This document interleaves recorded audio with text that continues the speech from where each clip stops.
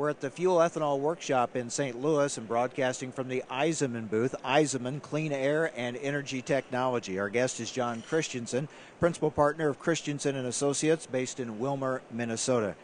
John, let's talk about the financial climate that ethanol operations find themselves in right now after a couple really tough years and starting to see some recovery now in the industry. But these are still challenging times for ethanol plants. What do you recommend as a financial strategy for them, a course that they can take for the future? Well, I think that's a very pertinent question related to the times that we've had with ethanol. We've kind of seen the best of times and the worst of times in the ethanol industry. We came off the highs of the 2006 and 2007 where we had great margins. Operations were going very well. The industry seemed to be expanding as far as the supply needs, and then we hit the commodity volatility of the 2008, end of 2008, and also the credit crisis at the same time.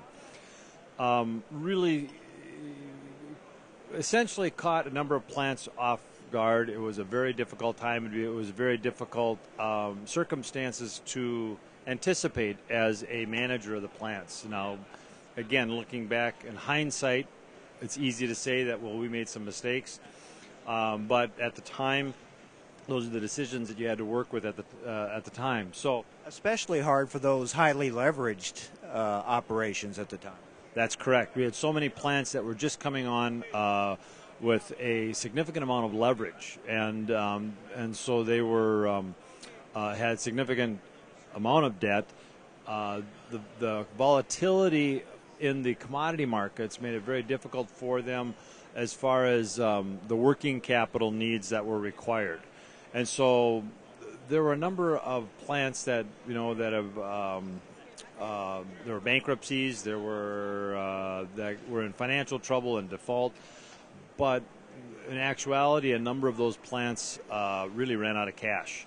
Was the reality of it. We, in our firm, looking and working with plants, there was oftentimes there's just a minor difference between the plants that are going through tough times that tip over versus plants that actually continue on. Now, some of this relates to the availability of cash. The other is really related to their lender relations. And so the lender relations have been critically important for those plants as far as surviving and continuing on to live another day. So really, we're dealing now with those that are survivors. They've come through this and they've been able to make it.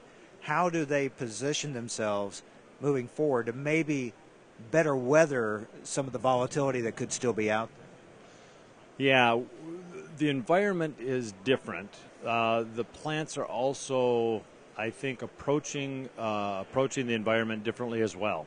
One is that we see a significant impact with the risk management. The risk management is a significant focus, which it should be. The grind margin for a plant is the most critical component. It makes up approximately 85% of their net income. Or the net income is going to be, or their cost components are going to be part of their grind margin. So the focus on the grind margin management has been extremely significantly emphasized, which it needs to be. The other focus is that plants and back management as well as the board of directors are getting back to balance sheet management. And so that they're looking at where are we structured as a balance sheet, not just how much leverage can we have or how is our net income doing, but are we positioned, do we have enough cash? And again, emphasis on having working capital availability, having access to capital is realized from the 2008 commodity and the credit crisis. Because now plants are in a position with new technologies coming online. There are some opportunities to move that second generation of biofuels, and that may mean retrofitting or updating some things that they currently already have. So that'll require some key decisions on moving forward. Yes, and that's something that we've actually worked with a number of plants and boards of directors on some strategic planning. The next phase or the expansion in the industry right now, I don't see as new plants coming up and having greenfield plants being built in the U.S. in the near future. But where we're going to have expansion, I believe, is going to be with the efficiency improvements where plants are doing things smarter. I think that with the legislative issues that are pending, with the carbon economy we're moving to, this industry is very motivated to become, to reduce the greenhouse gas emissions, to be even more environmentally friendly than we are, which is a significant, which is a big benefit for our industry the way it is. But I think there's actually even more ways that we can improve those issues. Are you optimistic about the future of the ethanol industry? Yes, I am. I look at it as we're in a time period of more normalized margins. It is a margin, it's a processing industry. We have to realize that we're in a processing industry and we have to operate it as such. I think that the risk management strategies being adopted by the plants is adhering to that. The other things that are going to take place is that the expansion that's going to happen in the industry is really going to come from new technologies of adding efficiencies to the existing plants. Having discussions with a number of the lenders in the industry, that's probably the first area that they're going to be willing to come forth with additional lending. And right now, lending and equity is very tight.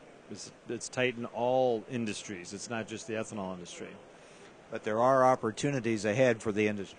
Yes, there is, and just as demonstrated at the fuel ethanol workshop here, we see some of the new technologies. We're hearing about some of those new technologies and innovations that are taking place in the industry, which are many of these technologies are going to dramatically impact our industry going forward.